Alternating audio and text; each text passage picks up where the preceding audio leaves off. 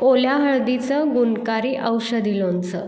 Welcome back to our channel. हिवाळा सुरू झाला की बाजारात येते ओली हळद, जी अत्यंत गुणकारी आणि आरोग्याला अतिशय चांगली असते. त्याच हळदीचं लोणचं कसं करायचं ह्याची आज आपण रेसिपी बघूया. अर्धा किलो ओली हळद घेतलेली आहे, स्वच्छ धुवून पुसून घेतलेली आहे आणि कोरडी करून घेतलेली आहे. सुरुवातीला ह्याची आपण साल काढून घेऊया. हळदीची सगळी साल आहे ती काढून घेतलेली आहे. आता आपण हळदीचे काप करून घेऊया. गोल किंवा उभे तुमच्या आवडीनुसार इथं तुम्ही काप त्याचे कट करू शकता. इथं थोडेसे गोल आणि थोडे उभे अशा दोन्ही पद्धतीनं काप कट करून घेतलेले आहेत. फक्त काप कट करताना ते पातळ कट करून घ्यायचे. त्याच्यानंतर हे सगळं एका बाउलमध्ये घेऊया. त्याच्यामध्ये 1 चमचा मीठ, 1 चमचा हिंग मिक्स करून घ्यायची आणि जर तुम्हाला आवडत असेल तर त्याच्यामध्ये 10 ते 12 हिरव्या मिरच्या कट करून टाकायच्या.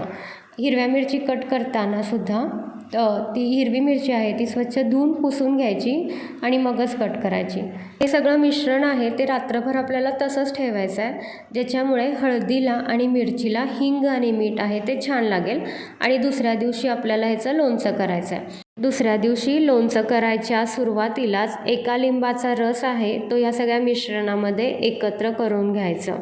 आता त्याच्यानंतर कढईमध्ये 1 चमचा धने, 1 चमचा जिरे, काळी मिरी 10 ते 12, दालचिनीचे छोटे तुकडे 5 ते 6 आणि बडीशेप 1 चमचा हे छान गरम करून घ्यायचं. हे चांगलं गरम झालं की मेथीदाणे अर्धा चमचे गरम करायचं. मेथीदाणे सगळ्यात शेवटी गरम करायचं. एका डिशमध्ये हे सगळं थंड करण्यासाठी आपण बाजूला ठेवून देऊया.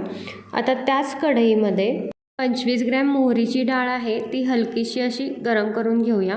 त्यातली निम्मी डाळ आहे ती मगाशी जे आपण मसाले गरम केलेत त्याच्यामध्ये मिक्स करायची आणि मिक्सरमधून जाडीभरडी वाटून घ्यायची आणि उरलेली डाळ आहे ती आपण तशीच ठेवून देऊया. आपल्या हळदीचं आणि मिरचीचं जे मिश्रण आहे त्याच्यामध्ये 4 ते 5 इंच आल्याचा एक तुकडा घ्यायचा आणि बारीक किसून तो ह्याच्यामध्ये मिक्स करून घ्यायचा. मगाशी जी कढई घेतलेली आहे तीच कढई आता आपण इथं परत वापरूया. त्याच्यामध्ये 2 चमचे मीठ, 1 चमचा पिंक सॉल्ट, 1 चमचा हिंग आणि काश्मीरी तिखट 3 चमचे हे एकत्र करायचं. गॅसची फ्लेम आहे ती स्लो ठेवायची आणि हे छान गरम करून घ्यायचं. करपवायचं नाही आहे आणि हे थंड होण्यासाठी बाजूला ठेवून देऊया. त्याच कढईमध्ये 1/2 किलो तेल आहे ते गरम करण्यासाठी आपण ठेवून देऊया.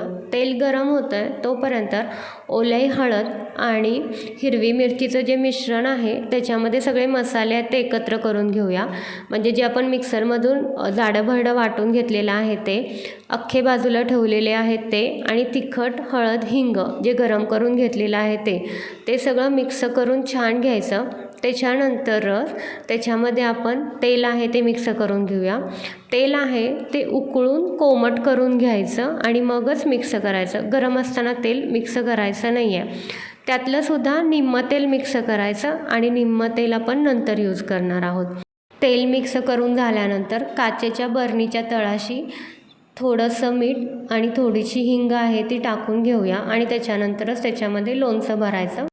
लोणचं बरणीत पूर्णपणे भरून झाल्यानंतर सगळ्यात शेवटी जे आपण तेल बाजूला ठेवलेलं आहे उरलेलं ते ह्याच्यामध्ये मिक्स करून घेऊया. ओल्या हळदीचं गुणकारी लोणचं तयार झालेलं आहे.